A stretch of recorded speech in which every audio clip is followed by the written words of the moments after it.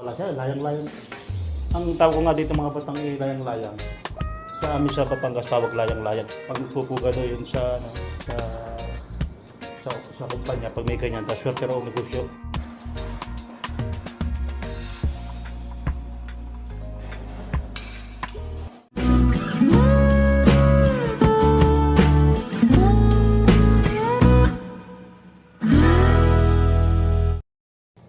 Kakaalam ko tawag ko dyan, ano, mga batang layang-layang, yung ibon. Ano. Eh pagka ang kumpanya may ganyan yung nagpupugad dyan na ibon, swerte daw sa negosyo tayo. Inilagyan pa ng date ng lupa ng ano, yung pinakakahoy, yung lagayan talaga mismo ng pugad, nilagyan nila ng pinakakahoy siya, ganun. Swerte raw yan mga kabatang sa ano, sa negosyo yung ganyan ibon. Pero ibon, may itlog na naman yan. Kasi yan yung mga pagka yung halimbawa, tapos yung mga April, May, June, nandito yan eh. Tapos pagka yung halimbawa, pagka taglamig na, sa taglamig, nawawala siya, layang-layang. Ang tawag ko nga dito mga batang layang-layang. Sa amin sa Batangas tawag layang-layang yung mga batang. Daming nalipad niyan. Doon nadapos sa kurente yan sa amin sa Batangas, madami. Marami dito ganyan, sa kabila yung building, meron ano, sa Konsya. Sabi nila pag nagpupuga daw yun sa ano sa kumpanya pag may ganyan, tapos swerte raw negosyo. Kaya yung pagka yung may ibon diyan sa atin, yung mga katulad ng layang-layang, yung mga kawan, yung mga pag nagpugad sa loob ng bahay, pag yung paalisin kasi swerte yan.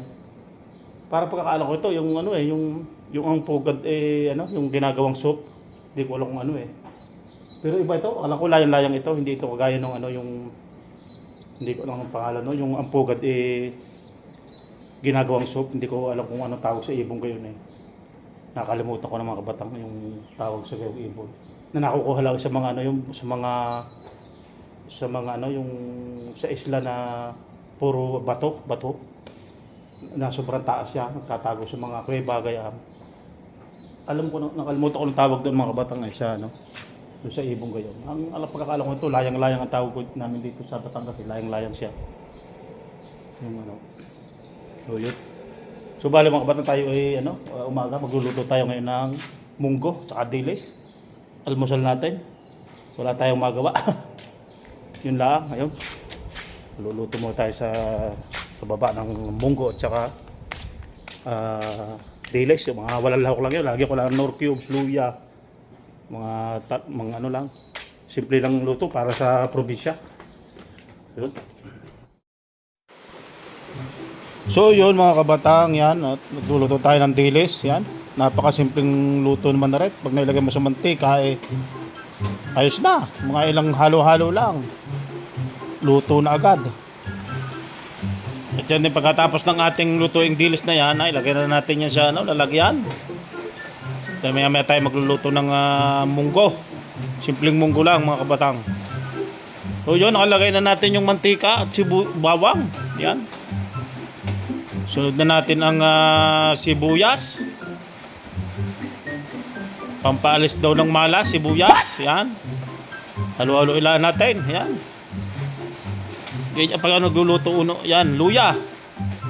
Talagang pampalasa yan sa ano. Parang style ko nito, bulang lang mga kabatang, pero ginisa ko. Kasi yung luya nga mga kabatang, yan ay pampalasa sa mga gulay. Munggo. Kamatis, yan, lalo na yan. Hindi mawala yung kamatis pag sa munggo. Pasarap talaga yan sa munggo. Mga kabatang, pagkaya sa probinsya, nung mga kabataan pa, ang ginagawa lang namin, niluluto lang namin sa palayok, yung lalagyan ng luya, bawang, yan. Nilagyan na natin yung munggo, yan. Napalambot na natin kahapon yan, kaya madali lang maluto yan. Pagka nagluluto nga sa probinsya mga kabatang, yan ay ano, lagi luto lang sa palayok. Yan nga ilalagay pa namin mga kabatang sa Batangas ng ano, ng kamyas eh. Wala tayong kamyas dito sa abroad. Kaya ganyan lang. Simpleng lutuin lang tayo. Yan, nilagyan natin ng tubig, yan mga kabatang. Sarap niyan lutuin sa mga ano, sa mga kamyas, may kamyas talaga na tuyo. Yan sa probinsya namin sa Batangas eh. Yan, lagyan natin asin. Talaga yung nagpapasarap ng mga ano, lutong probinsya lang na niluluto sa kahoy. Talagang nanay ko kasarap magluto niyan. Yun mga kabataan, naluto na nga.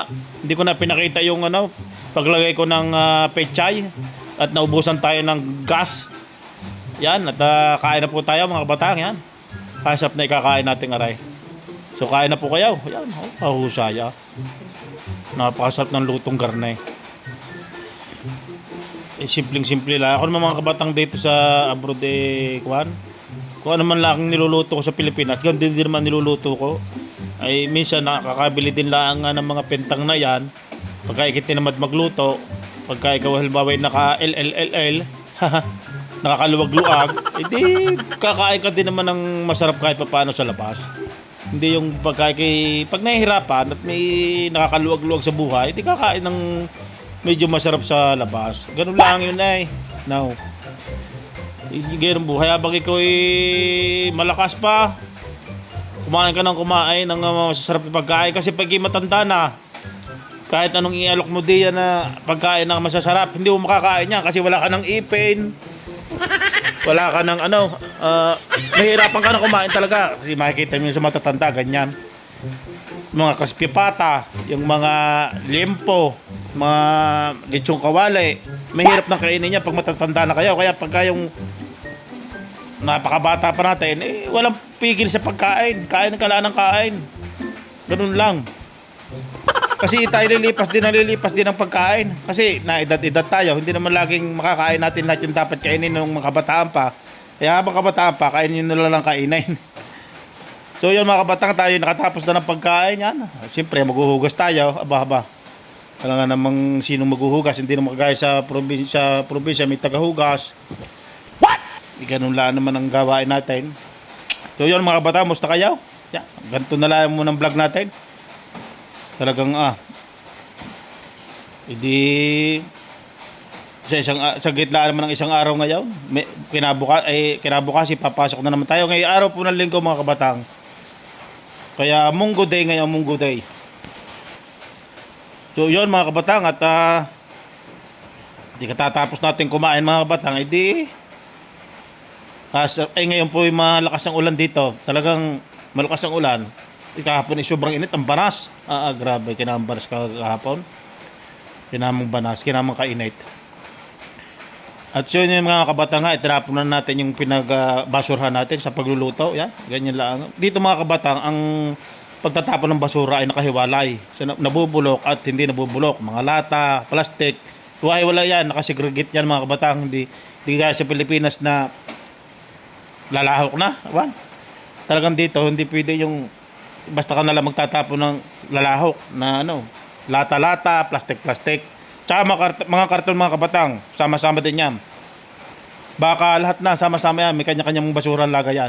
So yun, pagkatapos nga natin kumain mga kabatang, siyempre, kasarap kumain, na ulan-ulan pa, ay di, babalot tayo ng kape.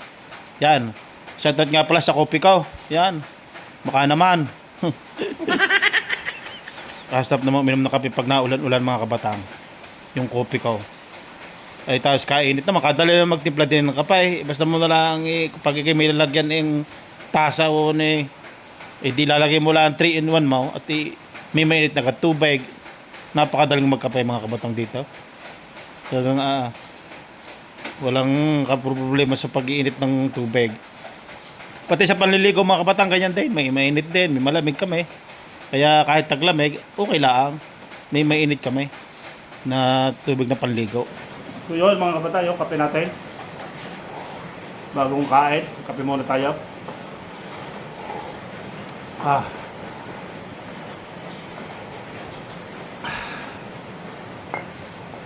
So yun mga kabatang, yung pinakita ko sa inyong ibon, kasi yung naratandaan ko na yung ibon, balis sa sayaw mga kabatang, balis sa sayaw.